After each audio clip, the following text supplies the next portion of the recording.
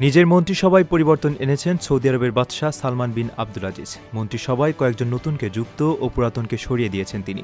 শনিবার এই সংক্রান্ত একটি ডিক্রি জারি করেছেন বাদশাহ আব্দুল আজিজ। নতুন দায়িত্বে বর্তমান জ্বালানি মন্ত্রী আব্দুল আজিজ বিন সালমানকে শিল্প ও প্রাকৃতিক সম্পদ মন্ত্রণালয়ের দায়িত্ব দেওয়া হয়েছে।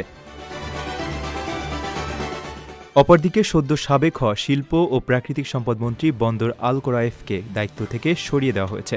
তাকে মিনিস্টার অব কাউন্সিলে যুক্ত ও দপ্তরবিহীন মন্ত্রী করা হয়েছে। সামরিক শিল্প কর্তৃপক্ষের গভর্নর আহমেদ আল ওয়াহিলিকে বরখাস্ত করেছেন বাদশাহ আব্দুল আজিজ।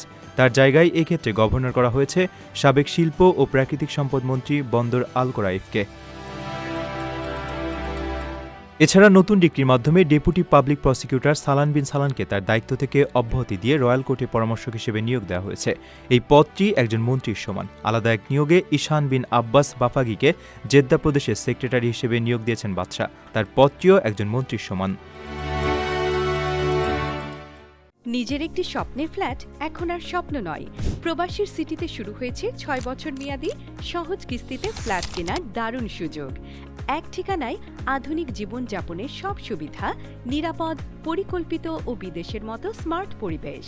আজই বুকিং করুন আপনার পছন্দের ফ্ল্যাট আর গড়ে তুলুন নিজের স্থায়ী ঠিকানা। বিস্তারিত জানতে কল করুন স্ক্রিনে দেওয়া নাম্বারে।